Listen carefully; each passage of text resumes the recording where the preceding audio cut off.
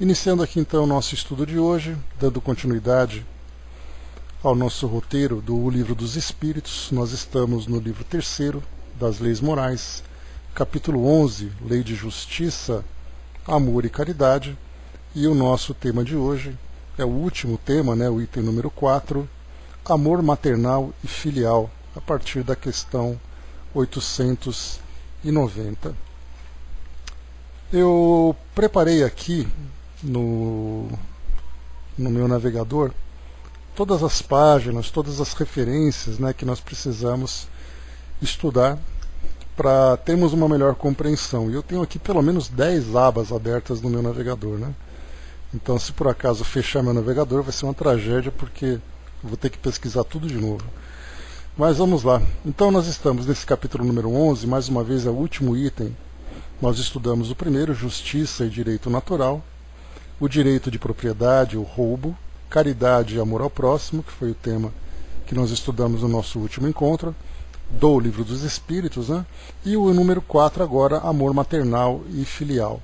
Nós seguiremos depois para o capítulo número 12, perfeição moral, encerrando o livro 3º das Leis Morais, e depois nós começaremos o livro 4, Esperanças e Consolações.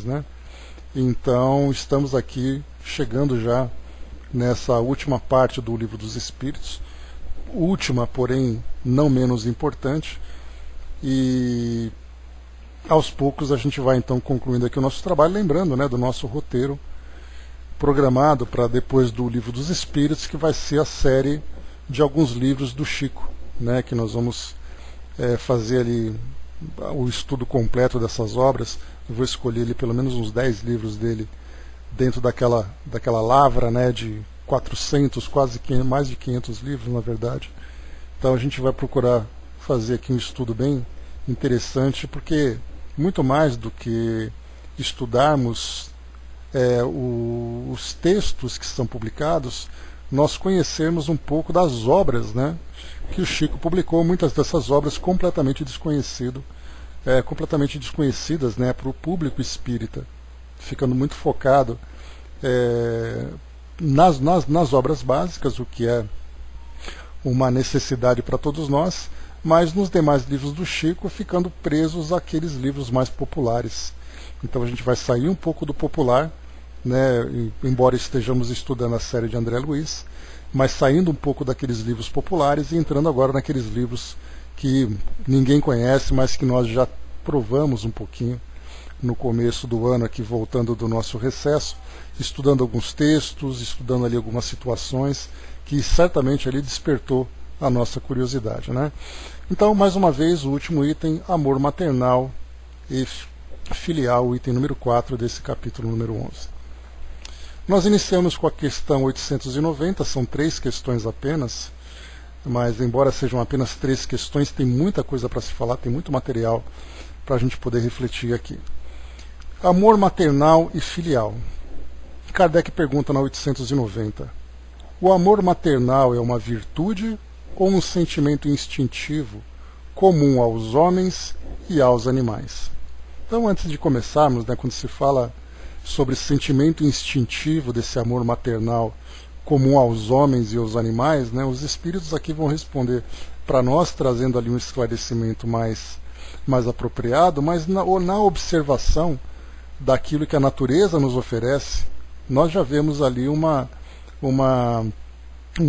sentimento de fato instintivo.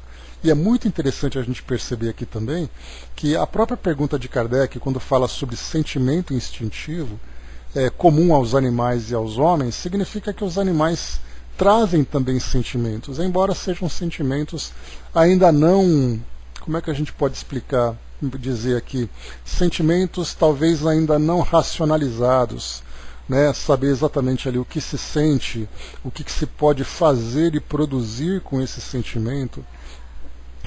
Então, mas os animais trazem isso de um modo instintivo. Então, recentemente, eu fiz ali aquele ciclo de assistir àqueles documentários que falam sobre o mundo natural, e desses documentários é uma série interessante da BBC, que o documentário se chama 7 mundos, um planeta. Então, desses 7 mundos significa os 7 continentes que nós temos, e mostrando um pouco sobre cada um deles. E aí, então, sobre a vida animal. E, inevitavelmente, mostra, né, a relação entre mães e filhos no reino animal, entre os primatas, entre mamíferos de modo geral, outras espécies, e a gente vê o cuidado que se tem, desde aqueles animais que aparentemente mostram, né, uma condição evolutiva muito primitiva, como um simples peixe, o cuidado que esse peixe tem com essas crias. Então isso é algo que já vem ali registrado, né, no princípio elementar, nessa parte espiritual desses animais, que já tem esse cuidado, fazendo inclusive de tudo, sacrifícios dos mais absurdos. Me lembro até de um texto que foi de uma dessas séries, de um desses episódios, que falava sobre a Austrália e mostrava uns cavalos selvagens, né, e uma fêmea, uma dessas cadelas, né, enfrentava ali um ambiente bastante perigoso para ter uma caça, e depois de mais de 1 quilômetro arrastando aquele animal enorme, que foi um canguru que ela conseguiu caçar, arrastando ele mais de 1,5 km, correndo o risco de ser pega por outros predadores, para chegar até aquele local, entregar aquela carcaça, né, para os 3 filhotes, e ela machucada ficava ali depois do lado, esperando os filhotes comerem. Então, quer dizer, são imagens que nós vemos que realmente nos sensibilizam e nos mostram que não é apenas um instinto, mas é algo de fato natural, que tem essa relação entre mães e filhos, esse amor maternal, e também até mesmo, né, entre o amor paternal, que muitas espécies nós temos ali o macho fazendo um papel de proteção, um papel de caça, fazendo ali sacrifícios dos mais dolorosos, com o objetivo de sustentar suas crias. Então aqui nesse caso, esse amor maternal é comum aos homens e aos animais como um sentimento instintivo? Respondem aqui os espíritos. É uma coisa e outra. A natureza deu à mãe o amor pelos filhos, no interesse de sua conservação. Então é aquele ingrediente impregnado ali na mente daquele animal, ainda que seja uma mente numa condição da mais primitiva, que apresenta pouca capacidade, ou nenhuma não, né, mas uma mínima capacidade racional, do cuidado, da proteção, por uma questão de proteção, né, da própria espécie, por uma questão de propagação da própria espécie, né? Deixa eu ver só um instantinho, pessoal. Então aqui é colocado para nós, né, mais uma vez aqui retomando, a natureza deu à mãe o amor pelos filhos no interesse de sua conservação. Então nós temos ali, né, podemos dizer assim, que um princípio divino de perpetuação da espécie, que é essa parte da atração sexual entre os animais, que é algo instintivo, muitas vezes até irracional, pelas consequências, né? Embora nós, na nossa espécie, estamos aqui racionalizando esse instinto, e depois esse amor maternal, que é um outro elemento, chega para nós para a perpetuação da espécie. Então, a partir dali a gente começa então a aprofundar e observando a complexidade desse sentimento. E depois ele continua aqui. Cessa quando os cuidados se tornam inúteis. Ou seja, né, no momento em que os filhotes, nesse caso, no reino animal, atingem uma determinada idade, eles já se tornam independentes e eles próprios buscam então os seus caminhos. E não há aquela coisa, né, a gente pelo menos não consegue analisar ou avaliar se por acaso existe, além desse sentimento, que é um sentimento instintivo maternal, se há, por exemplo, um sentimento de saudade entre os animais. Nós vemos aqui, pelo menos dentro da nossa relação com os animais domésticos, um animal dentro de casa que sente saudade do seu dono. Tanto é assim, né, ou do seu tutor, né? Tanto é assim que quando você fica muito tempo longe de casa e você volta, rapidamente aquele animal te reconhece, faz aquela festa toda, faz aquela bagunça toda e tudo mais. Percebe-se que há algo mais. Então nós não conseguimos mensurar. Mas é possível, pela observação, notar a existência de um sentimento que não é simplesmente ali um sentimento de... me fugiu a palavra... um sentimento de costume, de hábito, mas é algo mais de uma lembrança, um sentimento de afeto, né? Tá, beleza, André. É algum problema no Pautalk mesmo, né? Não tem jeito.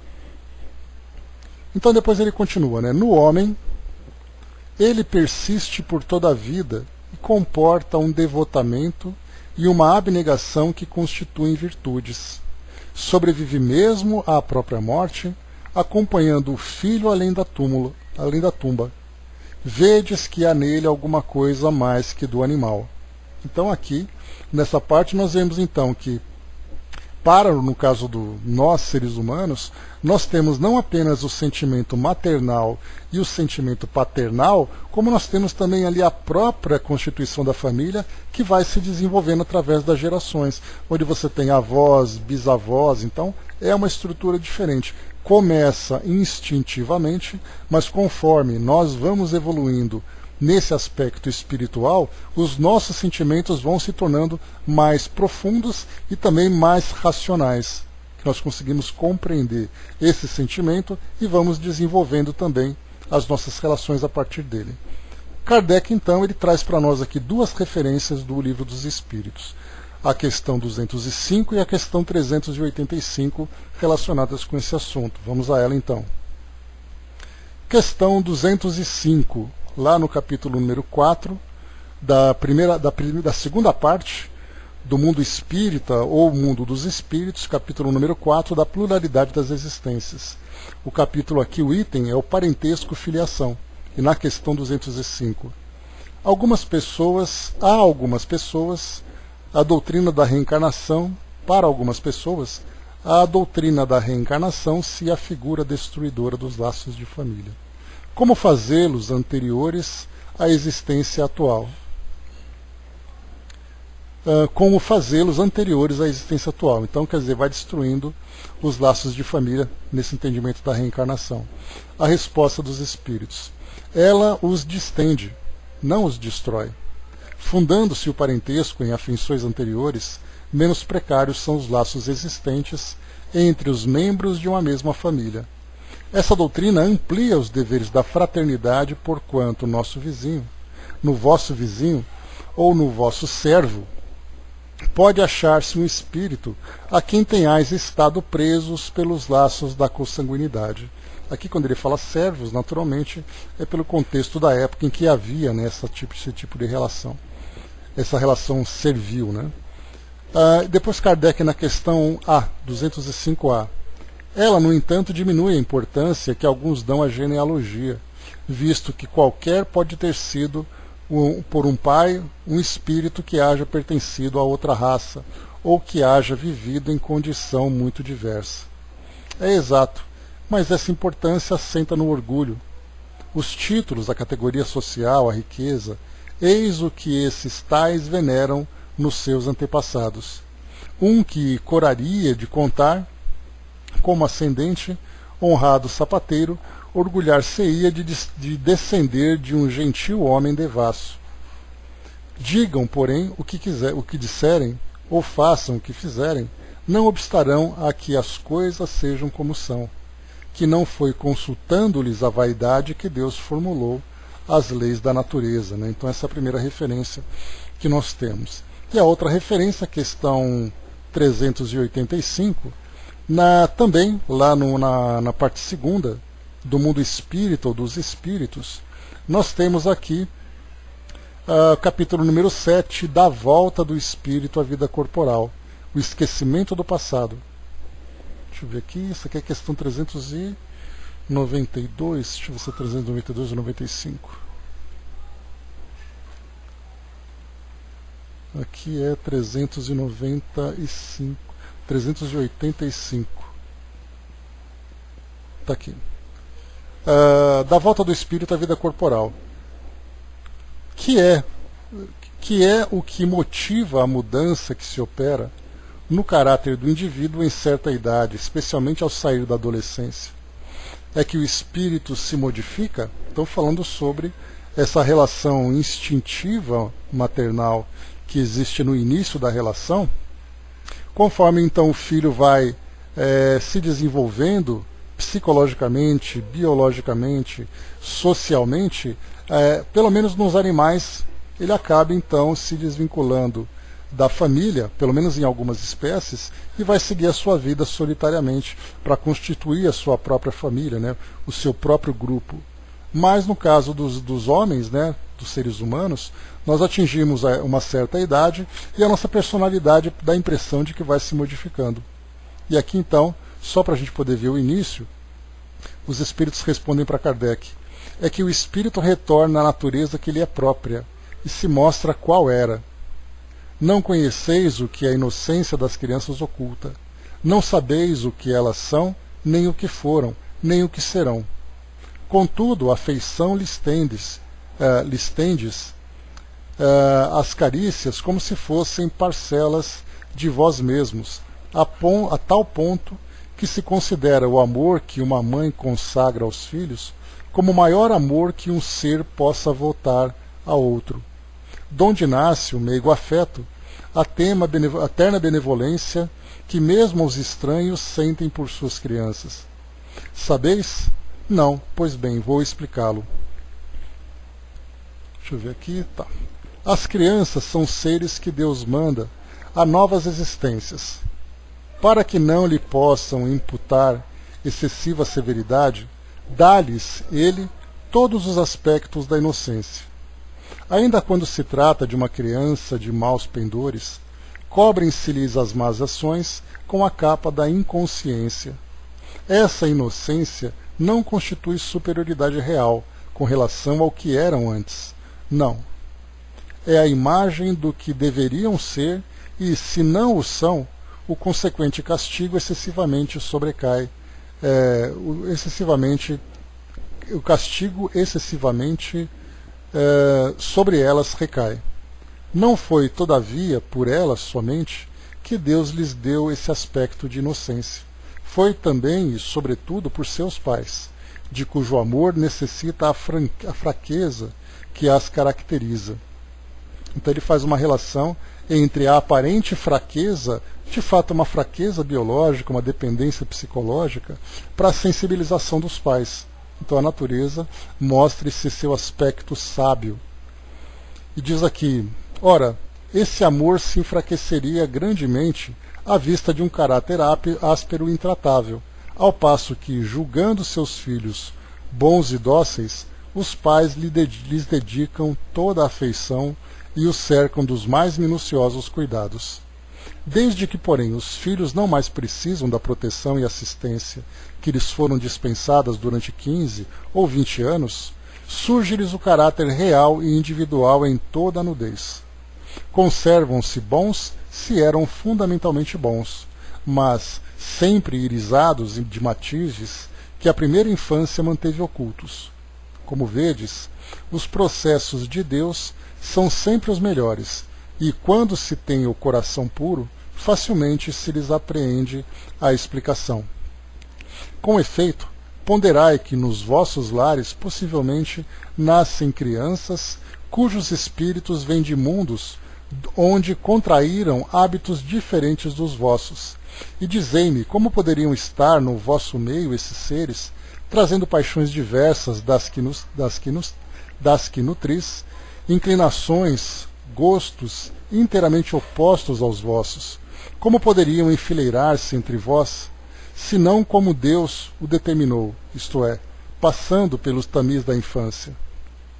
Nesta se vem confundir todas as ideias, todos os caracteres, todas as variedades de seres gerados pela infinidade dos mundos em que se medram as criaturas. E vós mesmos, ao morrerdes, vos achareis num estado que é uma espécie de infância entre novos irmãos. Ao volverdes à existência extraterrena, ignorareis os hábitos, os costumes, as relações que se observam neste mundo, para vós, novo.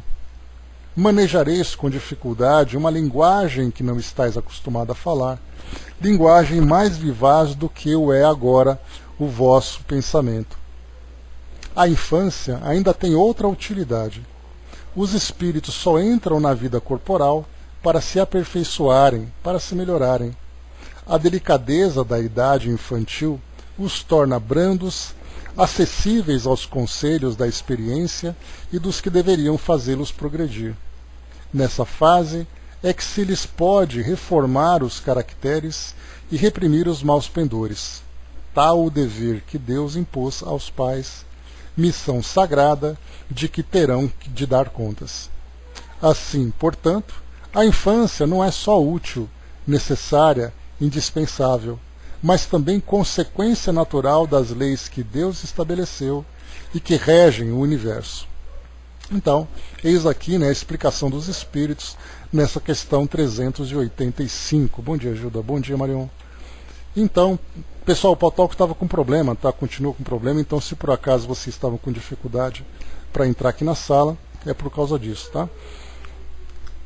Então, muito bem, questão 385 aqui lida. Voltando aqui então para o nosso texto normal, nesse 890, nós temos aqui um texto agora de Miramês, que vai trazer para nós uma explicação, um artigo intitulado Amor Materno. Vamos lá então. O amor materno é semente divina lançada no coração da mãe, para que ela possa cuidar com mais eficiência dos filhos.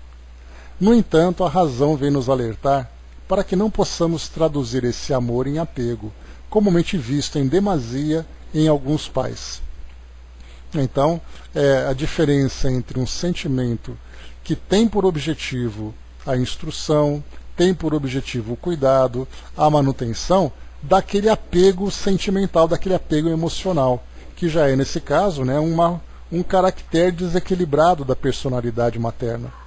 De ver no filho a sua posse, de ver no filho uma propriedade, de ver oferecer aquele cuidado excessivo, né? Então, na verdade, o sentimento ele tem ali o seu objetivo, que é a manutenção e proteção, e ajudar no desenvolvimento. O que vai além disso já é o apego. Então, não esquecemos de diferenciar uma coisa da outra. Bom dia, Eve. Os animais têm esse amor na dimensão dos instintos, porém, quando se não faz mais necessário, eles o esquecem, entregando os filhotes à natureza e certamente aos espíritos que cuidam dos animais em todas as suas sequências de vida. Nas criaturas humanas, esse amor avança mais e por vezes ultrapassa o túmulo e mesmo várias encarnações, principalmente na personalidade da mãe, onde o coração responde a todas as ansiedades no que tange ao amor materno, às vezes com uma grande mistura de apego desnecessário. Mas a vida vai lhes ensaiando vai nos ensinando que todos somos irmãos. O amor do animal é instinto, o da mãe alcançou outra dimensão de vida. A lei da reencarnação é uma escola de equilíbrio. Enquanto em uma vida abraçamos, como filhos, certa quantidade de companheiros, em outra isso já podemos mudar e temos outros, como também podemos passar a ser filha ou filho em vez de mãe ou em vez de pai. Essas mudanças têm a finalidade de educar os espíritos no que se refere ao amor. Nem tanto quanto o animal, nem tanto quanto o homem. Mais tarde a intuição feminina vai vigorar e fazer compreender o coração até onde ele pode ir com o amor maternal para que se torne verdadeiro amor universal, como o de Deus para a humanidade. Devemos sempre, nessas horas, buscar Jesus para compreendermos o que e quando devemos amar ajudando. Meditemos em Lucas, no capítulo 21, versículo 33, que assim anotou: Passará o céu e a terra, porém as minhas palavras não passarão. As palavras de Jesus, no que se refere à educação dos povos, não passaram. Quando ele estava na terra, a serviço de Deus, a sua mãe e os irmãos o buscaram. Como foi a sua resposta? O amor aos pais mudou para o amor a Deus sobre todas as coisas. O amor dos pais se limita às necessidades, enquanto o de Deus é sem limite, por sermos todos iguais na igualdade do amor que nos criou. O amor materno, consciente, e o instinto do animal têm a mesma fonte, porém se expressam de formas diversas, de acordo com as necessidades de quem precisa dele. Deus atende a todos com o mesmo amor, só que cada um recebe o que precisa receber na pauta da sua própria vida. A mãe de amanhã vai reconhecer o verdadeiro amor para com seus filhos, porque ele, além das necessidades, prejudica e cria dificuldades para o filho, que deve aprender muitas coisas a sós, sem a intervenção dos pais. Então é interessante essa colocação, que já fala sobre a independência necessária que o espírito, na condição de filho, precisa ter para poder se desenvolver. Que nós vemos, inclusive, nessas relações, muitas vezes até doentia na relação entre pais e filhos, entre mãe e filho principalmente, essa superproteção, uma superdependência. Nós vemos o prejuízo que isso traz na formação do caráter daquele espírito e a deformação no caráter já implantado no caso das mães que vivem dessa forma. Bom dia, Angelina. E continua, para finalizarmos. No mundo espiritual, notam-se muitas mães sofrendo com as lições que os filhos devem aprender, desejando e mesmo pedindo para que eles não sofram o que eles mesmos criaram, embora eles precisem passar por determinados testemunhos. Por vezes, elas são retiradas de perto de seus tutelados para que eles sejam eles mesmos. No entanto, os pais nos mundos elevados não interferem nas provas dos filhos, apenas insuflam o ânimo nos seus corações para que passem por todos os infortúnios com coragem. Esses pais são felizes, vendo seus filhos vencerem todas as dificuldades do caminho. Então esse texto final também mostra, no plano espiritual, muitas mães, principalmente, pela intensidade desse sentimento, interferirem negativamente na vida dos filhos aqui encarnados, tentando substituir a experiência que eles mesmos precisam viver pelas causas que eles criaram, substituindo por uma superproteção. E aí, então, no caso, essas mães são afastadas de seus filhos para que elas não interfiram. Então, racionalmente, elas podem até ter consciência da importância da aplicação da lei de causa e efeito, daquela experiência para o espírito para que ele possa amadurecer, mas instintivamente ela não consegue evitar essa superproteção. Então, mais uma vez, a gente lembra, numa passagem do Chico, quando ele dizia, que a prece de mãe arromba as portas do céu. E isso traduz exatamente a potência desse sentimento, porque nós temos o sentimento paterno, que é aquele sentimento de proteção, de cuidado, de envolvimento, mas ele não se compara com o sentimento materno, até porque a própria relação entre mãe e filho, na geração, nos sentimentos que são compartilhados, enfim, em tudo aquilo que existe durante esse processo de geração dessa nova vida, do recebimento desse espírito, e depois então na amamentação, nos cuidados e na própria educação da sociedade, quando nós temos, as mães têm pela educação da sociedade, uma responsabilidade maior que os pais na educação e nos cuidados diretos dos filhos. Então, numa sociedade patriarcal, por exemplo, enquanto os pais trabalham para a manutenção da casa, é a mãe que cuida do cotidiano. É aquele sentimento mais afetuoso, é aquele cuidado especial, e tudo isso é um ingrediente divino que é incluído na formação da personalidade materna. E aí, claro, nós estamos bastante distantes de compreendermos como isso funciona, porque nós, como espíritos imortais, nós vamos então vivendo ali experiências reencarnatórias nas duas personalidades. Como nós, homens, que temos hoje um comportamento, podemos, numa nova encarnação, reencarnarmos na personalidade feminina e também vivermos esse sentimento. Como isso funciona exatamente? E aí mostra, então, a profundidade desse tema, o quanto ainda nós temos que aprender, porque hoje o que nós entendemos é por aquilo que nós vemos hoje. Quem nós somos, de que forma que nós vivemos isso. De que forma que nós interpretamos essa relação. Nós fazemos isso a partir do nosso entendimento atual.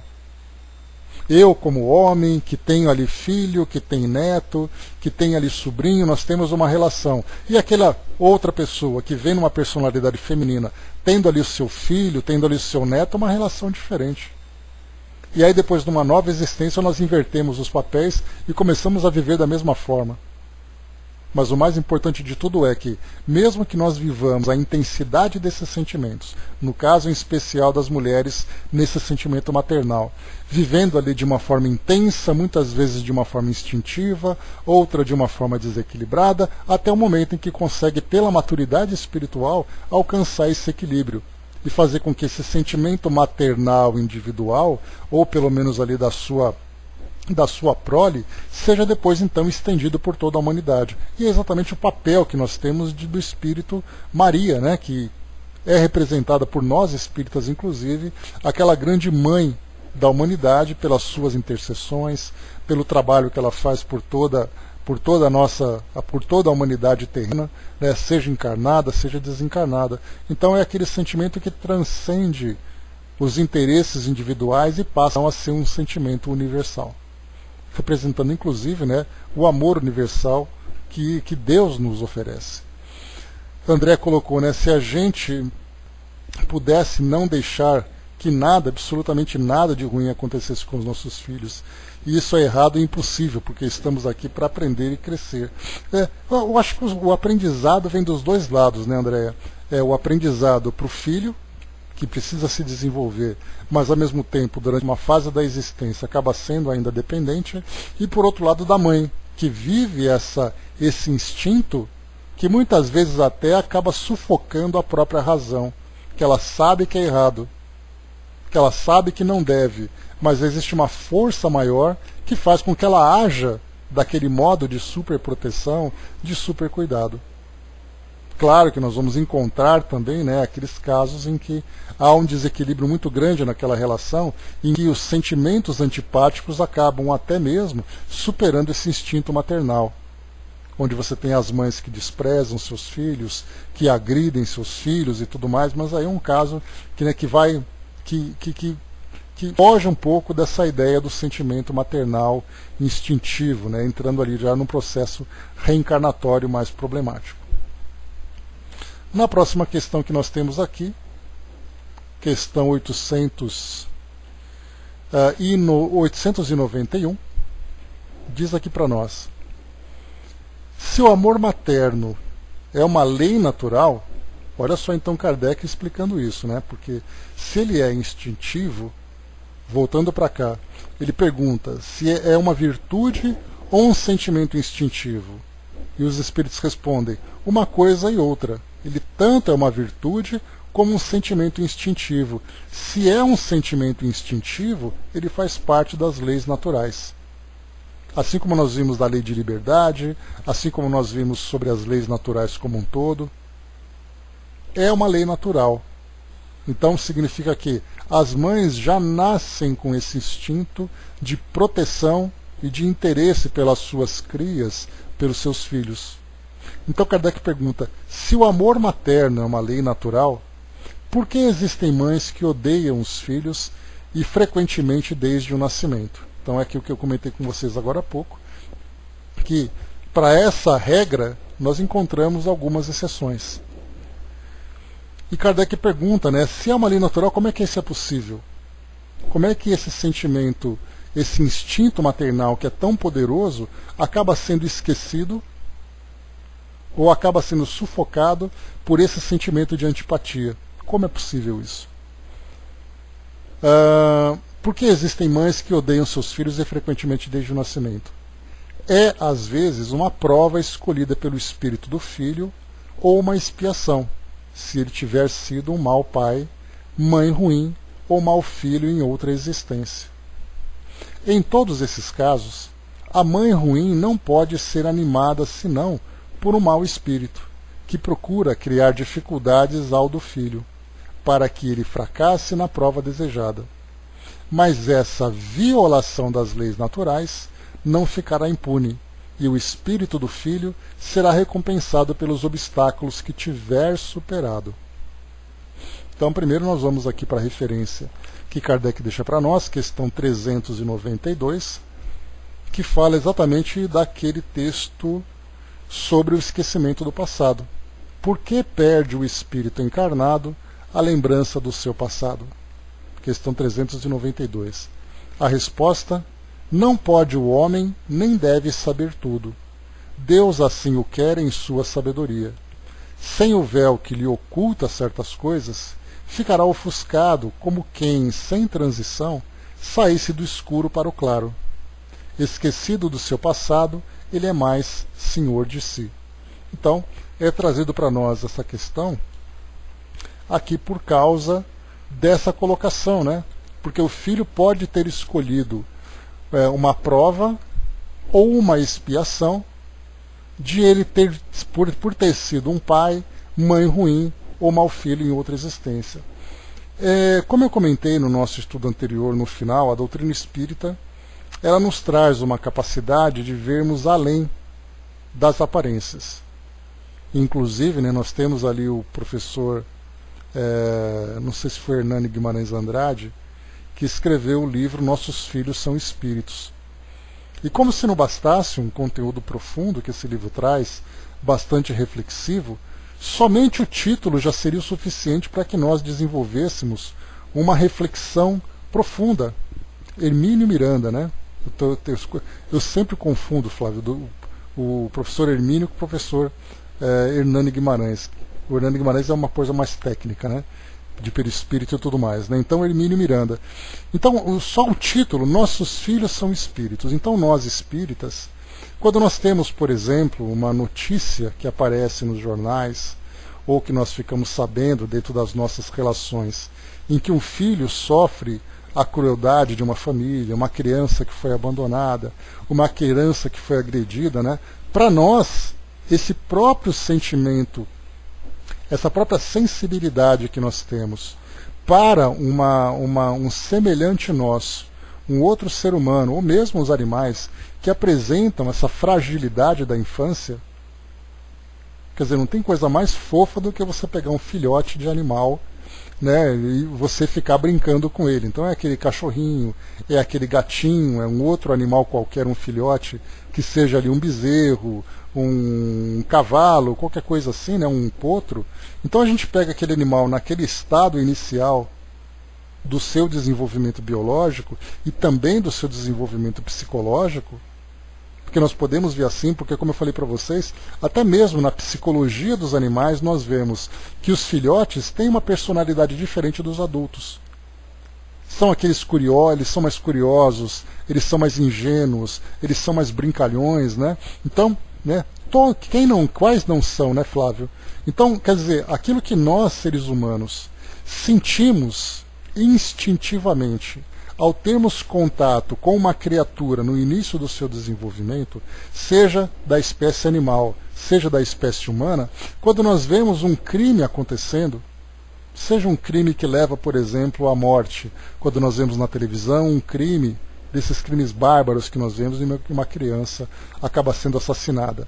Ou quando nós vemos, por exemplo, uma nota em que uma criança passa ali por uma certa crueldade no tratamento. Né? Ou quando a gente pega, por exemplo, uma notícia que mostra num país africano, por exemplo, né, em que há uma epidemia e nós vemos ali as crianças sofrendo com a doença, sofrendo com fome, sofrendo por diversas outras situações, aquilo nos sensibiliza muito mais do que nos adultos. Você vê um adulto doente e você vê uma criança doente. Rapidamente a nossa atenção volta para essa criança, principalmente pela sua fragilidade. Então nós vemos que, embora o amor materno seja uma lei natural, né, Fatival, bom dia, embaixador, Então, seja uma lei natural, esse sentimento de sensibilização que nós temos pela fragilidade das criaturas também é algo natural para nós. Então nós olhamos para isso tudo nessas situações de dor, e aí então instintivamente nós nos sensibilizamos. Mas quando nós começamos então a compreender aquilo que a doutrina nos passa como ensinamento, e nós começamos a racionalizar a situação, nós entendemos que se Deus é o amor perfeito, Ele não vai colocar uma criatura numa condição de sofrimento, mas Ele vai permitir aquela criatura viver aquela experiência como uma necessidade de prova ou como uma necessidade de expiação.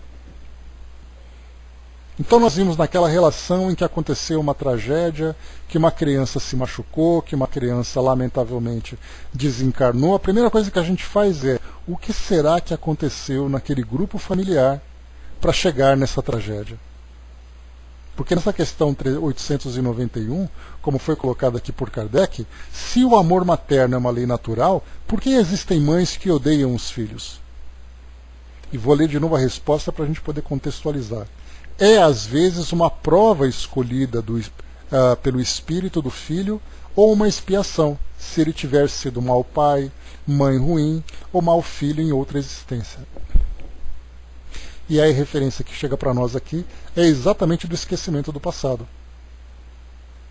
Então, olharmos uma situação de uma família em desequilíbrio, nós vemos ali que na verdade são espíritos em desequilíbrio. Nós vemos ali que são relações problemáticas, são relações dramáticas, que aquele que é vítima hoje pode ter sido algoz numa existência anterior. E isso nós vamos ter que fazer, é aquela guerra que nós teremos, né? Primeiro, a nossa razão, que nos traz tecnicamente o entendimento sobre aquela situação. Por outro lado, o nosso instinto, que nos sensibiliza de ver a fragilidade daquele ser humano, daquela criança naquela condição, passando por essas dores.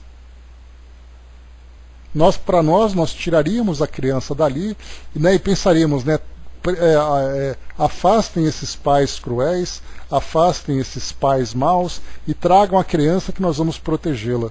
Mas espera aí, e a história desse espírito na relação com aqueles pais?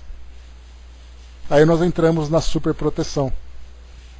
Como nós vamos lidar com tudo isso? Então a parte mais complicada é o fato de nós não conhecermos a história e tentarmos ali fazer aquilo que é certo dentro da nossa interpretação. Só que nem sempre o certo para nós é o pior. Nós tivemos até uma história que eu já li para vocês aqui, de um jovem que tinha passado por uma doença e ele estava completamente incapacitado. E a mãe então ficou muito sensibilizada e rogava com todas as forças, literalmente ali, né, ou poeticamente arrombando as portas do céu, pedindo para que o filho recebesse ali, né, um benefício do mundo espiritual, e o pedido dela foi concedido. O filho recuperou ali a sua saúde, e a primeira coisa que ele fez foi se lançar num abismo moral em que ele depois chegou nas piores condições. E aí depois então a mãe disse assim, né, meu filho estava protegido naquela limitação, e eu achei que ele estava sofrendo. Porque no momento em que ele se recuperou, a primeira coisa que ele fez foi exatamente criar situações problemáticas para ele, coisa que ele não faria se tivesse sido impedido. Então aquilo que nós olhamos com os nossos olhos passionais, com os nossos sentimentos instintivos, acaba entrando em conflito com aquilo que a nossa razão acaba apresentando. Vamos aqui para Miramês de novo. Mães que odeiam os filhos. Esse é o título do artigo. Existem mães que odeiam os filhos, como filhos que não toleram as mães. Porém são poucos os casos. Existe de tudo na Terra, entre os desencarnados, pela faixa espiritual em que ela vive. A humanidade se encontra em estado de urgência para buscar melhores entendimentos sobre as leis naturais. E ao passar por esse período, podem acontecer coisas cuja fonte principal é a ignorância. Jesus foi a bênção de Deus para a humanidade que sofria. Ele traçou o caminho e mostrou os roteiros pelos quais a humanidade deveria trilhar com segurança. O Evangelho foi a luz para os que se encontravam nas trevas. É certo a demora de assimilação dos preceitos divinos, e, para tanto, o Mestre é dotado de muita paciência, mas ele nunca deixa de nos ensinar como compreender os mandamentos que resumiu em 2. As mães que odeiam seus filhos ainda são espíritos que dormem em relação ao amor, e os filhos que maltratam seus pais se encontram nas trevas do entendimento superiores. Entretanto, não estão perdidos, pois o tempo lhes vai mostrando a realidade. A vida constituiu uma semeadura.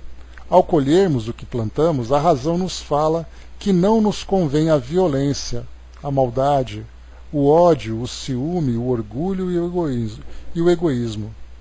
Às vezes, pelo passado incorrigível do filho, ele escolheu a mãe que lhe seria própria, para a educação dos seus instintos grosseiros, e vice-versa. Todavia, a própria vida nos vai moldando todos os dias e mostrando que só o amor vale a pena ser cultivado em todos os ângulos da vida. A mãe má não é um espírito bom. Ela é escolhida pela conformidade com o filho, de conformidade com o filho, e com aquilo que ele deve passar, temperando seus sentimentos e mostrando nele os pontos a serem modificados. Deus conversa no silêncio com todos nós, pelos fios da natureza, e nós o ouvimos pela consciência. Se o filho é odiado, seus sentimentos, passados com paciência, não ficarão em vão. Deus o recompensará, aliviando o seu fardo. Todo trabalhador é digno do seu salário, e antes dos pais do mundo material, nós todos já tínhamos o verdadeiro Pai, Deus. Mesmo que os pais não cuidem moralmente dos filhos, existe o Pai do céu, que nunca deixa órfãos seus filhos. Mesmo que os pais sofram pela conduta dos seus filhos, eles igualmente são filhos de Deus. Ninguém se encontra desamparado da bondade do Senhor. Lucas nos informa no capítulo 21, versículo 34, essa advertência de Jesus para fortalecer nosso coração. Acautelai-vos por vós mesmos, para que nunca vos suceda que os vossos corações fiquem sobrecarregados com as consequências da orgia, da embriaguez e das preocupações deste mundo, e para que aquele dia não venha sobre vós repentinamente como um laço. Os filhos que sofrem com os pais e os pais que sofrem com os filhos devem se preparar e acautelar seus corações contra os laços das trevas, envolvendo-se na caridade que salva os corações das influências do mal. Todos os que triunfam dos obstáculos vencidos serão recompensados pelos seus esforços. Depois de vencidos os testemunhos, que procurem ajudar aos que sofrem, é a missão.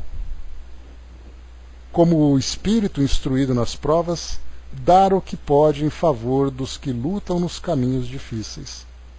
O sofrimento, por vezes, é a melhor escola, desde quando não nos revoltemos com os testemunhos.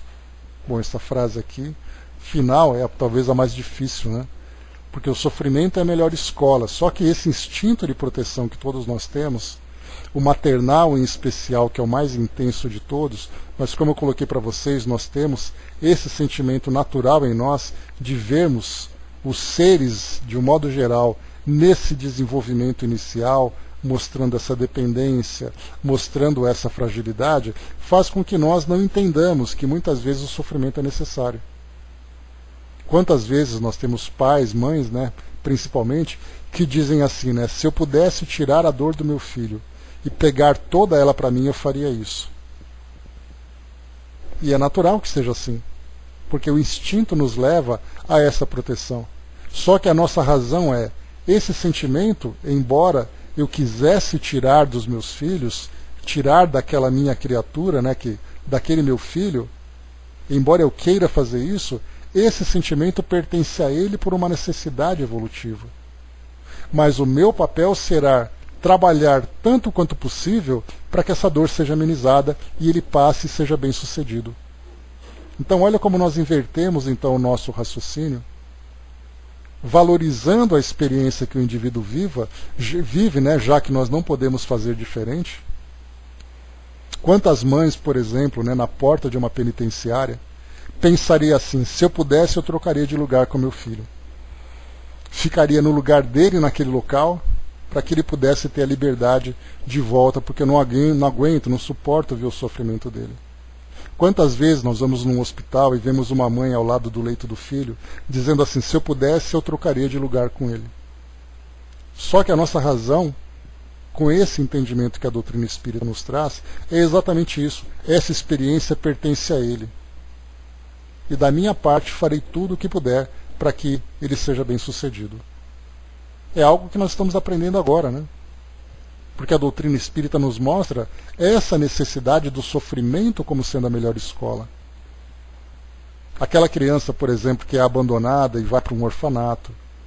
Aquela criança que vive uma relação problemática dentro da sua família. A nossa razão diz: as coisas são como deveriam ser. Da nossa parte é o trabalho para tentar amenizar tanto quanto possível o sofrimento. Mas o nosso instinto diz: vamos acabar com isso agora. E a doutrina nos lembra, né, olhando para trás, cada espírito tem a sua própria história. Sendo os nossos filhos, sendo os nossos netos, sendo as nossas crianças, espíritos que têm ali a sua própria história. E mais uma vez, confiando na justiça de Deus e confiando nesse amor divino, nós sabemos que as coisas são como são. E cada espírito, então, dentro daquela trajetória que lhe foi programada, tem ali a necessidade de colher os frutos daquele aprendizado, mesmo que sejam frutos amargos. Bom dia, Vanessa. Lidar com isso, né? Por isso que é importante a gente ler esse capítulo que fala sobre esse sentimento instintivo que nós temos, né, de proteção das nossas crianças, de proteção dos nossos filhos, e o sentimento maternal, que é muito mais intenso que tudo isso. Nós entendemos, né, a relação que existe entre esse sentimento instintivo e entre as nossas ações racionais. É importante nós entendermos a existência desses dois elementos, porque no nosso mundo hoje tudo é feito de um modo instintivo, de um modo impulsivo. Então existe ali uma superproteção, uma proteção exacerbada, existe ali um sofrimento exacerbado. Quantos pais e quantas mães sofrem intensamente de verem seus filhos sofrendo, sendo que na verdade eles deveriam dizer: eu não posso sofrer, porque se eu sofrer, eu não sou capaz de ajudar aquele que está sofrendo.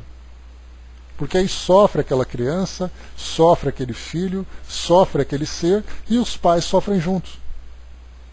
Então essa consciência, teoricamente para nós, esse entendimento, teoricamente ele vem muito claro. Mas a vivência, a nossa capacidade de experimentar esse equilíbrio, essa racionalização dos nossos sentimentos, é um processo que nós estamos aprendendo agora. A última questão aqui é a questão 892. Quando os pais têm filhos que lhes causam desgostos, não são desculpáveis de não terem por eles a ternura que teriam caso contrário? Então, se tem aquele filho que é cruel, aquele filho que causa desgosto, e os pais deixam de gostar deles, isso é desculpável? Ah, eu não gosto do meu filho porque ele é problemático.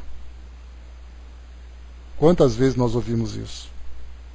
Os pais que simplesmente tratam os filhos com indiferença ou tratam filhos desiguais dentro da mesma família porque um é mais carinhoso, o outro é mais rebelde. Aí então, né, já trazendo um pensamento para reforçar isso para nós, ontem mesmo falamos sobre isso, né? Ame-me quando eu mais preciso, quando eu menos merecer, porque é quando eu mais preciso. Mas a nossa razão não é assim. Mas Kardec perguntou: se o pai deixa de ter atenção pelo filho pelo fato dele causar tantos desgostos, é uma desculpa? A resposta: não, porque se trata de um encargo que lhes foi confiado e sua missão é de fazer todos os esforços para os conduzir ao bem. Por outro lado, esses desgostos são quase sempre a consequência dos maus costumes que os pais deixaram os filhos seguir desde o berço. Eles colhem, portanto, o que semearam. Então, a desculpa que nós colocamos, né, nós somos bastante eficientes, né, em procurar desculpas. De pensar assim, não, já que ele fez assim, então eu posso deixar de seguir dessa forma. E essa racionalidade a respeito dessas leis naturais, dessas leis divinas, nos trazem também a grande responsabilidade na missão da paternidade e na missão da maternidade. Porque se o indivíduo veio com compromisso da maternidade ou da paternidade, é uma missão que inclusive inclui também filhos problemáticos, principalmente se os pais, como André Luiz lembra numa das suas mensagens, falando exatamente que se nós temos ali um familiar problemático, nós temos uma cota de responsabilidade por aquele desequilíbrio que foi causado. Eu vou trazer para vocês aqui o texto corretamente para a gente poder ver a mensagem completa de André Luiz, que ela é bastante elucidativa para nós. Deixa eu pegar aqui rapidamente, só um instantinho.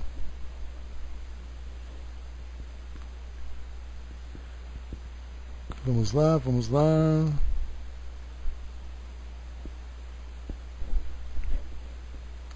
Está aqui. No livro Sinal Verde, André Luiz coloca assim: aceite os parentes difíceis na base da generosidade e da compreensão, na certeza de que as leis de Deus não nos enlaçam uns com os outros sem causa justa. O parente problema é sempre um teste com que se nos examina a evolução espiritual. Muitas vezes a criatura complicada que se nos agrega à família traz consigo as marcas de sofrimento ou deficiências que lhes foram impostas por nós mesmos em passadas reencarnações. Não exija dos familiares diferentes de você um comportamento igual ao seu, porquanto cada um de nós se caracteriza pelas vantagens ou prejuízos que acumulamos na própria alma. Então, ou seja, essas vantagens ou prejuízos que cada um de nós... eu não tenho aqui o nome, Andréia, precisaria pegar o livro e colocar ali parentes difíceis lá com... Pega ali a versão digital do Sinal Verde, bota um Ctrl F ali e coloca parentes difíceis que vai aparecer o texto para você, que eu não tenho ele aqui agora. Então, nesse texto, é muito interessante porque mostra que como é que a gente pode exigir que o outro seja como nós, partindo do princípio, né, de que nós demonstramos ali um equilíbrio, uma capacidade mais produtiva, mais positiva, né? Como é que nós podemos exigir que o outro seja como nós, se nós não contabilizamos quais são as vantagens e prejuízos que ele viveu? Muitas vezes nós tivemos experiências na nossa vida que nos permitiu chegar nessa condição de equilíbrio que nós temos hoje. Mas o outro não. O outro viveu prejuízos, e como André Luiz coloca, muitas vezes prejuízos causados por nós mesmos. E aí então tem ali, agregando a família, que fala dos parentes de um modo geral.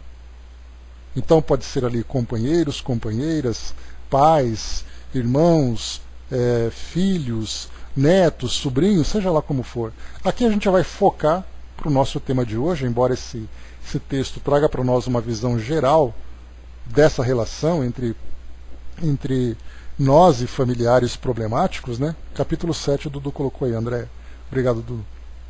Então, essa visão geral, a gente foca nessa parte da maternidade e da paternidade. Então imaginemos um pai, uma mãe, que teve ali, né, dentro daquela expectativa de constituir a sua família, recebe então ali no seio da família um espírito problemático. E aí então, como Kardec coloca para nós aqui na pergunta 892, os pais podem dizer assim, olha, meu filho é muito problemático, ele só me traz problemas, então eu não quero saber. Eu ponho fora de casa, ou eu trato com indiferença, ou eu sou mais agressivo com ele porque ele precisa de um corretivo, e coisa e tal, e aí então a gente vai encontrando essas desculpas. Mas depois aqui Kardec também chama atenção, aliás os espíritos respondem a Kardec, a respeito da importantíssima missão que os pais têm. Muitas vezes essa missão não é apenas conduzir o espírito por um bom caminho. Muitas vezes essa missão é ajudar o espírito na sua autocorreção. E mais do que isso, lembrando aqui novamente André Luiz, muitas vezes esse desvio que o espírito apresenta, esse desequilíbrio, fomos nós que causamos. Então nós nos comprometemos a ajudar a fazer com que ele retome o equilíbrio, mesmo que isso cause, né, essa dificuldade nas relações, mesmo que isso exija de nós esforços hercúleos muitas vezes para tentar fazer com que aquele espírito se corrija, mas é uma missão. E se é uma missão divina, não tem desculpa. Aprofundando um pouco mais aqui, vamos lá. Kardec colocou aqui então, Kardec colocou nessa resposta, quando fala sobre trata de um encargo que lhes foi confiado e sua missão é de fazer todos os esforços para os conduzir ao bem. Ele colocou aqui duas questões, 582 e 583, como referência. Vamos ver aqui então o que nós temos. Antes a Fatival tinha colocado lá em cima, deixa eu ler aqui para não perder o texto. Muito difícil aceitar essa realidade de que cada um tem suas próprias escolhas, né? E Deus cuida de tudo, né? E é verdade, né? E se colocarmos claramente para um filho ou esposo quanto eles nos incomodam, estou errada, né? Pois é, o detalhe, né, Fatival, é que não é uma questão de conformismo, porque não é aquela ideia assim, se é assim, tem que ser assim. A gente tem que ter aquela consciência de que as coisas não são... Deus, como lembra, acho que foi Stephen Hawking que falava sobre isso, né? Que Deus não joga dados. Então não é assim, a família do vizinho é tão harmônica, é tão bacana, eles têm ali também os conflitos naturais, mas eles se entendem muito bem, eles lidam muito bem, e eu sou azarado porque a minha família é um desastre. Então quer dizer, Deus foi generoso com o outro, e ele foi então cruel comigo. Essa visão que a doutrina espírita nos dá, essa visão mais ampla, e principalmente essa confiança que nós temos na justiça divina, mostra que esse grupo problemático do qual nós fazemos parte, ele não foi simplesmente criado ao acaso.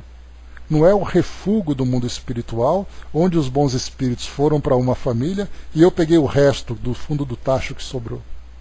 Na verdade, nós estamos nos reaproximando. Então não é uma questão de conformismo, dizer assim, olha, se é assim, tem que ser assim. Na verdade, nós temos que ter a consciência de que, se essa união aconteceu, seja em qual configuração for, na relação entre casais, na relação entre pais e filhos e tudo mais, o nosso trabalho é fazer todo o esforço possível para fazer com que dê certo. Podemos até não conseguir pela nossa incapacidade naquele momento, porque nós também temos a nossa história, nós também temos as nossas limitações, as nossas dificuldades, então nem sempre a gente consegue fazer o máximo que poderia ser feito. Ou muitas vezes, mesmo que nós façamos o máximo, o outro não faz a sua parte. E a gente sabe que para que uma relação dê certo, as duas partes precisam fazer esforços. Então nós fazemos o que é possível. O que nós podemos fazer da nossa parte é ter a consciência tranquila de não termos negligenciado aquele compromisso. De dizer assim, olha, infelizmente a nossa família não deu certo, aquele filho foi embora, aquele casal se separou e tudo mais, mas eu tenho consciência que eu fiz o que era possível. Se não deu certo hoje, pode ser que dê amanhã, mas aí o problema já não é mais meu. O problema é do outro. Me lembro até que Divaldo fez numa palestra interessante, quando ele falava assim, sobre a relação de casais. Não é o nosso tema, mas só para a gente concluir o raciocínio. Numa relação de casais. é aquele casal problemático, mas que uma das partes fez o possível que poderia, né? Fez todo o esforço, foi paciente, foi tolerante, suportou ali toda aquela indiferença, aquela agressividade, não necessariamente física, né? Mas assim, uma agressividade moral, uma distância que foi colocada e tudo mais. Aí depois essas duas pessoas desencarnaram. E aí no mundo espiritual, então, eles vão se reencontrar para fazer ali algum tipo de balanço? Sim, é possível que isso seja feito e que seja feito logo. Mas como é que vai ser no futuro? Eles vão ter que reprogramar uma nova reencarnação para que tudo isso seja vivido de novo? E aí Divaldo trouxe um esclarecimento muito interessante que vai ao encontro daquilo que nós aprendemos, que quando você faz a sua parte, a sua missão foi cumprida. Então, se você tinha algum compromisso com aquele espírito, e esse compromisso tinha ali como essência a dor, o resgate, a expiação, quando você faz todo o sacrifício para dar certo, mesmo que não tenha dado certo, o seu esforço fez com que você se desligasse daquele indivíduo. Porque se os dois tinham por compromisso a reaproximação, você tentou e o outro não conseguiu, cada um vai para um lado. Então, quer dizer, aquele espírito, dentro do seu universo psíquico, vai estabelecer uma nova relação difícil com outros espíritos para que ele possa aprender e você encontrou a sua libertação. E depois, se você for fazer uma reaproximação, você vai na condição voluntária, não mais obrigatória, entre aspas, né, dentro daquela parte de compreensão. O problema, né, Marião, é a gente se iludir, né? A gente fala assim, eu fiz o que eu pude. Quando a gente vai ver, foi 10% só do que poderia ser feito. Principalmente nos tempos de hoje, né, onde nós vemos essa volatilidade nas relações, né, o pessoal fala assim, eu fiz o que pude. Eu me aproximei, mas não deu certo, a gente se separou. Se separou por quê? Porque ele mudou de canal enquanto eu via a novela.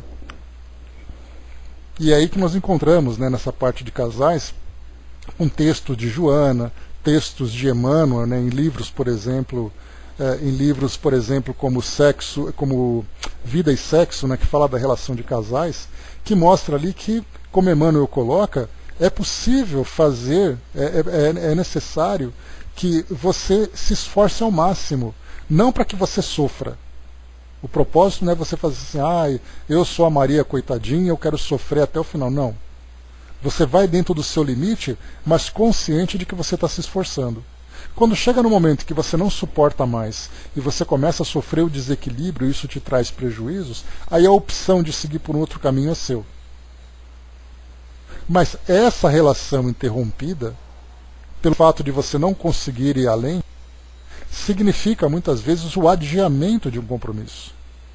O que é o adiamento, então? É que no futuro, em outras condições, talvez condições melhores, essa jornada deve ser retomada. Então, nos tempos atuais, principalmente, né, Andréa, em que os jovens se juntam e se separam com muita facilidade, e não apenas jovens, mas os casais de modo geral, por essa facilidade que é mostrada na televisão, né? Junta ali, se não der certo, cada um segue seu caminho. E ninguém se dá conta dos compromissos afetivos e das lesões afetivas que são provocadas nessas tentativas, nessas experiências de buscar a felicidade. Eu quero ser feliz. Então vem cá, você me ajuda. Chega num tempo, você não serve mais porque você não está me fazendo feliz. Quer dizer, cada um pensando na sua própria felicidade, colocando nas mãos do outro a responsabilidade. Já casam com esse pensamento exatamente por essa facilidade. Então ninguém precisa sofrer, escolher como sofrimento um compromisso. Mas é importante a gente não pensar no sofrimento, mas pensar no esforço possível.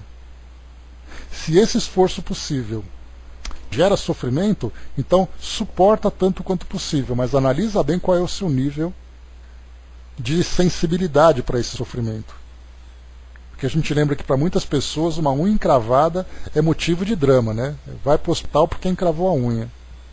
Enquanto que outros suportam ali as dores mais difíceis porque têm consciência do trabalho que precisa fazer.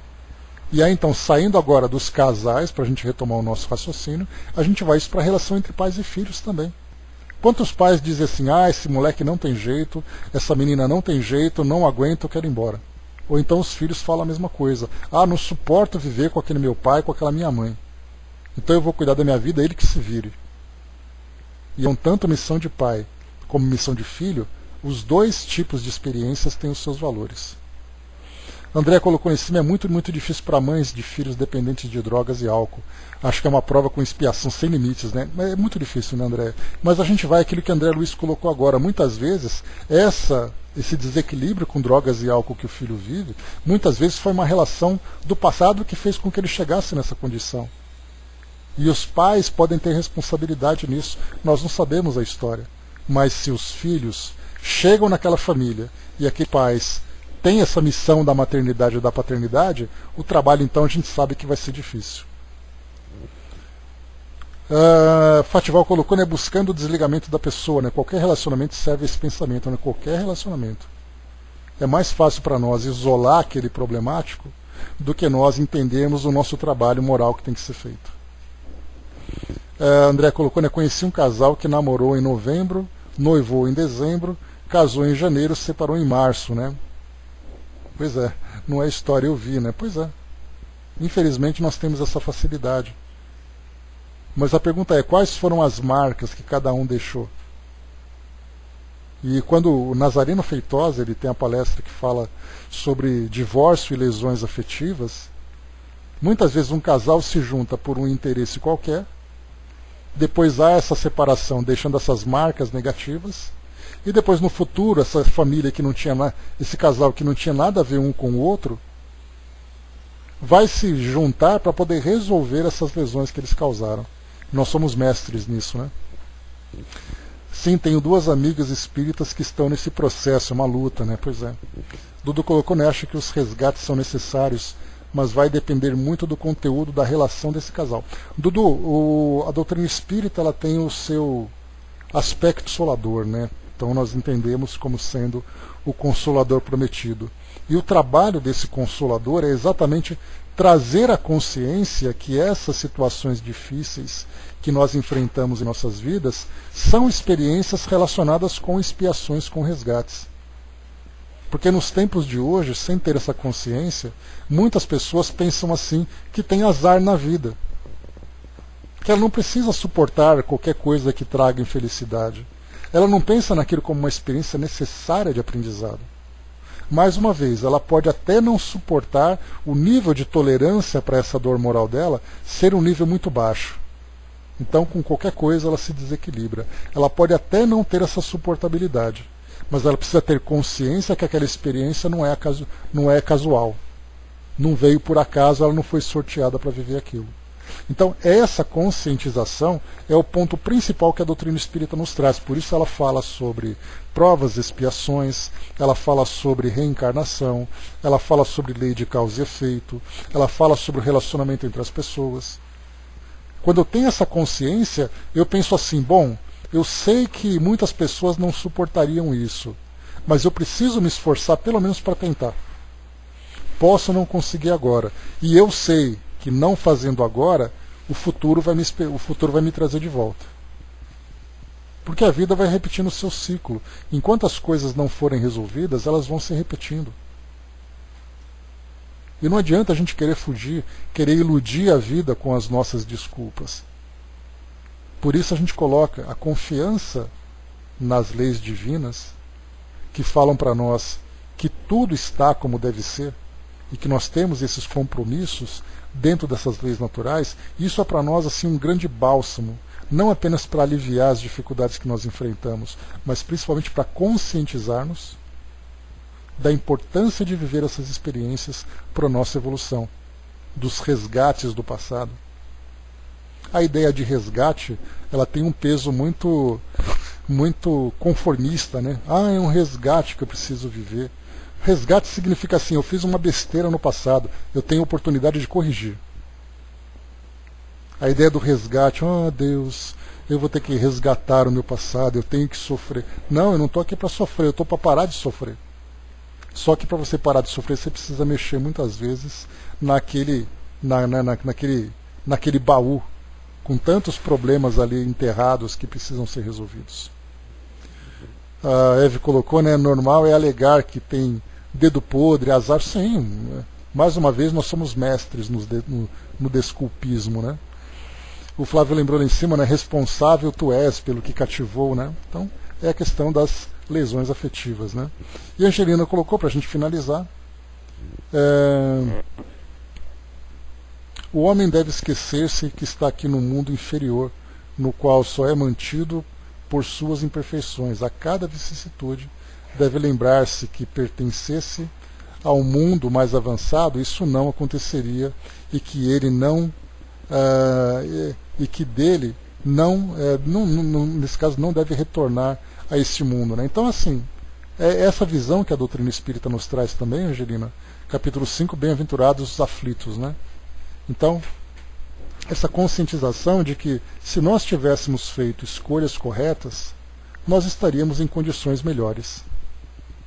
Sim, ele não retornaria a este mundo, né? Se nós estivéssemos numa fizéssemos as escolhas corretas, nós não estaríamos nessa condição. Nós teríamos um casal ideal, formaríamos casais ideais, teríamos filhos bondosos, filhos generosos, com um bom caráter. Pois é, Dudu, mas é uma conquista. A gente pensa que é mole, esse é o detalhe. Só que ninguém sabe o esforço que aquelas pessoas fizeram para chegar nessa condição de equilíbrio. De pensar assim, olha, eu tenho o meu companheiro, a minha companheira ideal, meus filhos são maravilhosos, a minha vida é bem estruturada para que eu possa ter segurança. Cara, isso aí é uma conquista, não é um presente, não. Agora, para aqueles que recebem isso como uma prova e desprezam esse benefício, aí então ele vai aprender da pior forma. Olha só como a nossa mente se abre diante dessa nova realidade, né? Pois é, não, mas a evolução moral já foi conquistada. Pelo fato dele ter um companheiro ideal, porque ele também é ideal para aquela pessoa, e ele ter ali aqueles filhos generosos, mostra que todos eles fizeram a lição de casa. Ele não tem mais porque tem um espírito cruel, porque ele conseguiu resolver todos os problemas. É aí que se encontra a evolução moral que ele conquistou. Agora, você pegar um indivíduo que é problemático e você colocar numa situação como essa, é você colocar um bando de chimpanzés numa loja de cristal. E aí você pega a pessoa, olha, vou te dar a família perfeita, e aquele indivíduo é problemático. O que ele vai causar nessas pessoas? E essas pessoas que são generosas, evoluídas, por que eles passariam por isso se eles não têm compromisso com esse espírito? É aí então que a gente vê a lei de causa e efeito fazendo tudo o que tem que ser feito. Enquanto nós não estivermos, né? Tem até um conto sufi. Deixa eu pegar aqui para a gente finalizar, porque é bem bacana esse trecho. Está aqui, ó, a mulher perfeita. Só para vocês entenderem o raciocínio, que a gente pode estender isso inclusive para a família também, né? Então é uma lenda sufi, né? Os sufis, eles são, a gente já estudou sobre eles, né? São aqueles aquela ramificação muçulmana daquelas pessoas que ficam girando naquele estado de transe, né? Nós estudamos lá na sala Espiritismo Net Brasil. Então, um conto sufi, uma lenda, a mulher perfeita. Certa tarde, conta uma história sufi, Narudin tomava chá e conversava com um amigo sobre a vida e o amor. Por que você nunca se casou, Nasruddin? Perguntou o amigo. Bem, respondeu ele, para dizer a verdade, passei toda a minha juventude a procurar a mulher perfeita. No Cairo, conheci uma moça linda e inteligente, com os olhos que pareciam olivas pretas, mas ela não era muito cortês. Depois, em Bagdá, conheci uma mulher de alma generosa e amiga, mas não tínhamos muitos interesses em comum. Muitas mulheres passaram pela minha vida, mas em cada uma delas faltava alguma coisa, ou alguma coisa estava demais. Então um dia eu a conheci. Era linda, inteligente, generosa e bem educada. Tínhamos tudo em comum. Na verdade, ela era perfeita. E então, replicou o amigo, o que aconteceu? Por que você não se casou com ela? Pensativo, Nasruddin sorveu mais um gole de chá e concluiu.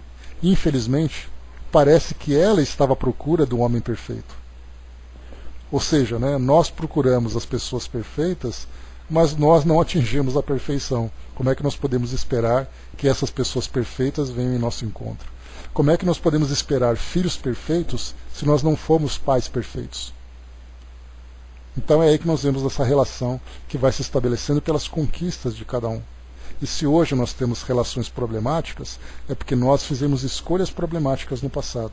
E elas continuarão problemáticas enquanto nós não encararmos essas experiências como uma necessidade, de uma missão, um compromisso que nós temos de resolução com o nosso próprio passado e com aqueles que estão próximos a nós. Causa e efeito, perfeito. Então é isso, meus amigos. Fechando por aqui, só queria concluir para vocês que esse trecho, como eu disse no anterior, falando sobre justiça, amor e caridade, né, falando sobre a caridade que nós estudamos, tanto esse item número 3 como esse item número 4, amor maternal e filial, são dois temas que estão presentes lá no Evangelho segundo o Espiritismo. Aqui, por exemplo, no capítulo 14, honra a teu pai e a tua mãe, nós temos dois itens, tanto piedade filial, que fala sobre os filhos que são piedosos, filhos generosos, mas muitas vezes pais que são cruéis e indiferentes, como também aqui nas instruções dos Espíritos, nesse mesmo capítulo 14, no item a ingratidão dos filhos e os laços de família, que mostra que os filhos são ingratos e os pais têm a missão de ajudar esses filhos tanto quanto possível. Então, como nós vimos aqui nessas três questões, elas estão relacionadas com esses textos do Evangelho. Então são textos longos, né? Um aqui é de Santo Agostinho, que fala sobre a ingratidão e tudo mais, texto longo mesmo. E depois nós temos aqui uma citação que Kardec puxa de duas passagens do livro de Lucas e do livro Decálogo, né, do Êxodo, falando sobre ali os 10 mandamentos, trazendo ali, né, que os filhos, quer ver, por exemplo, deixa eu pegar aqui, certos pais, é verdade, descuidam dos seus deveres e não são para os filhos o que deveriam ser, mas é a Deus que compete puni-los e não aos filhos. Não cabe a eles censurá-los, pois que talvez eles mesmos fizeram por merecê-los assim. Então, aqui ele traz essas reflexões mais profundas para nós. Então, meus amigos, fechando aqui esse nosso item número 4, concluímos então o nosso próximo capítulo. Vai trazer para nós aqui sobre... Só um instantinho aqui, deixa eu abrir que eu fechei aqui a página. Coisa rápida.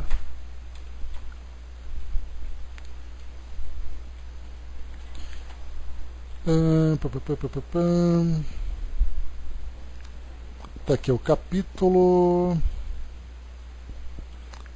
É o capítulo número 12, Perfeição Moral.